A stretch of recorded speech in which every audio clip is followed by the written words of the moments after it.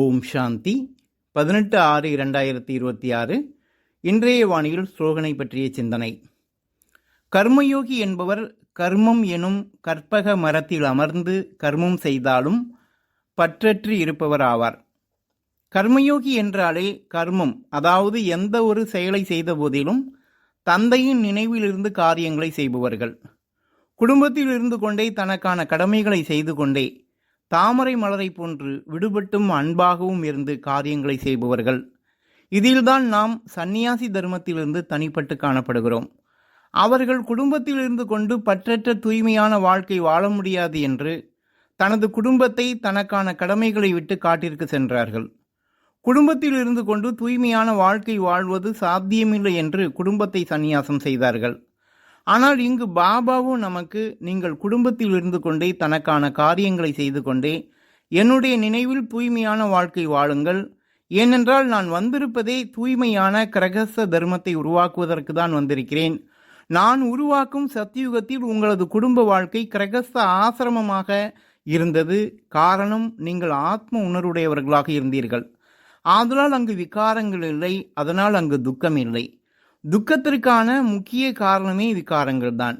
அங்கு நீங்கள் ஆத்ம உணர்வுடையவர்களாக இருந்ததால் இறப்பை பற்றிய பயமோ கவலையோ இல்லை. இறக்கும் போதும் சந்தோஷமாக பிறக்கிறீர்கள். இறக்கும் போதும் ஆத்மா குஷியாக பழைய சரீரத்தை விடுத்து புதிய சரீரத்தில் போய் பிரவேசமாகிறது.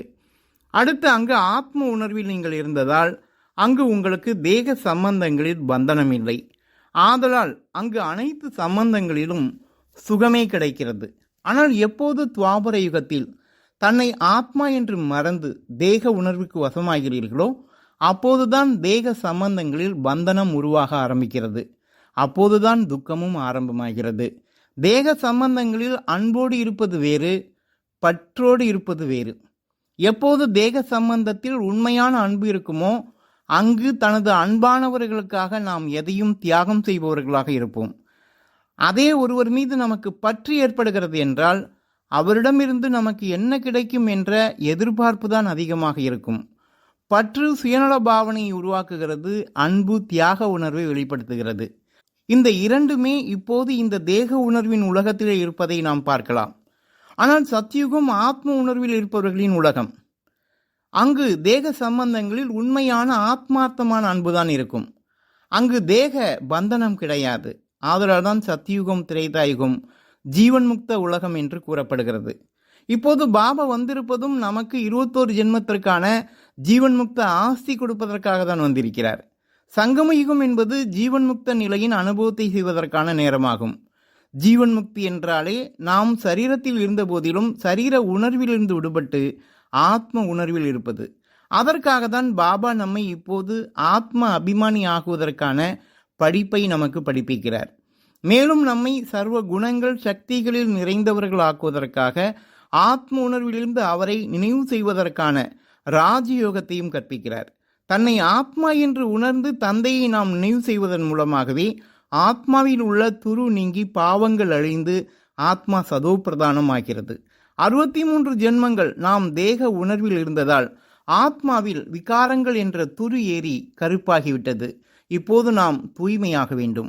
இதற்காக பாபா கூறுவது, தேக சகிதம் தேகத்தின் அனைத்து சம்பந்தங்களையும் மறந்து தன்னை ஆத்மா என்று உணர்ந்து தந்தையாகிய என்னை நினைவு செய்யுங்கள் என்று கூறுகிறார். தன்னையும் பிறரையும் ஆத்மா என்று உணருங்கள், பாருங்கள் என்று கூறுகிறார்.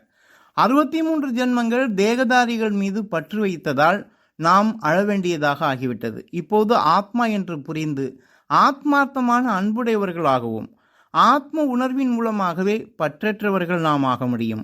ஆத்ம அபிமானி ஆகுவதன் மூலமாகவே நாம் பரமாத்மா அபிமானியும் ஆகிறோம். பாபாவிற்கு கூட கர்மயோகி குழந்தைகளை பிடித்தமானவர்களாக இருக்கிறார்கள். கடவுளை நினைப்பதற்காக நாம் கடமைகளையோ அல்லது சம்பந்தங்களையோ துறக்க வேண்டிய அவசியமில்லை. அனைத்தையும் செய்த போதிலும் நமது புத்தியை பாபாவிடத்தில் வைத்து காரியங்களை செய்ய போகிறோம். இதுவே கர்மயோக நிலை. கர்மயோகத்தின் மூலமாகவே நாம் நமக்கான லட்சியமாகிய கர்மாதீத்த நிலையை பிராப்தி செய்கிறோம். கர்மாதீத்தம் என்றாலே கர்மா செய்த போதிலும் கர்மத்தின் பாதிப்பிலிருந்து விடுபட்ட நிலை. ஆனால் இதற்காக நாம் அதிக காலம் கர்மயோகத்தின் பயிற்சி நமக்கு அவசியமாகிறது. கர்மயோகத்தின் மூலமாகவே நாம் கர்ம பந்தனத்திலிருந்து விடுபட முடியும். அப்போதே நாம் செய்யும் காரியங்களிலும் லேசான தன்மையின் அனுபவத்தையும் செய்ய முடியும். சில குழந்தைகள் பாபாவிடம் கூறுகிறார்கள், பாபா என்னால் கர்ம பந்தனத்திலிருந்து விடுபட முடியவில்லை என்று கூறுகிறார்கள். பாபா கூறுகிறார், அதை ஏன் பந்தனம் என்று நினைக்கிறீர்கள்? சேவை என்று நினையுங்கள், மேலும் எனது நினைவிலிருந்து செய்யுங்கள் என்று கூறுகிறார். நாம் எதுவரை கர்ம சேத்திரத்தில் இருக்கிறோம் அதுவரை கர்மா செய்துதான் ஆக வேண்டும். ஆனால் அதை பந்தனத்திலிருந்து சம்பந்தமாக மாற்றுங்கள். இதற்குதான் ஆத்ம உணர்வு மேலும் பாபாவின் நினைவு அவசியமாகிறது. இதன் மூலமாகவே நாம் கல்ப மரத்தின் கிளையிலிருந்து விடுபட்டு பறந்து செல்லும் சுதந்திர பறவையாக முடியும். பாபா இதற்கு ஒரு கதை கூறுகிறார். ஒரு பறவை மரத்தின் கிளையில் அமர்ந்து கொண்டு என்னால் பறக்க முடியவில்லை என்று கதறுகிறது. அப்போது மேலே பறக்கக்கூடிய பறவை கூறுகிறது, நீதான் கிளையை பிடித்து கொண்டிருக்கிறாய், நீ கிளையை விட்டுவிட்டால் நீயும் என்னை போன்று சுதந்திரமாக பறக்கலாம் என்று கூறுகிறது. பிறகுதான் அந்த பறவை தான் பிடித்திருக்கும் கிளையை விடுகிறது, சுதந்திரமாக அதுவும் பறக்க ஆரம்பிக்கிறது. ஆதலால் இப்போது நம்மை நாம் பார்க்க வேண்டும், சோதனை செய்ய வேண்டும். நான் எதையாவது பிடித்து கொண்டிருக்கிறேனா? நான் யோகத்தில் பறக்க முடியவில்லை என்றாலே எதையோ நான் பிடித்திருக்கிறேன் என்பதே உண்மையுமாகும். இதற்காக தன்னைத்தான் சோதனை செய்து ஒரு பாபாவிடத்தில் நமது சம்பந்தத்தை இணைத்து சதா பந்தனத்திலிருந்து விடுபட்டு கர்மயோகத்தின் மூலமாக கர்மாதீத நிலையை பிராப்தி செய்யும் சுதந்திர பறவையாகவும். நல்லது. ஓம் சாந்தி.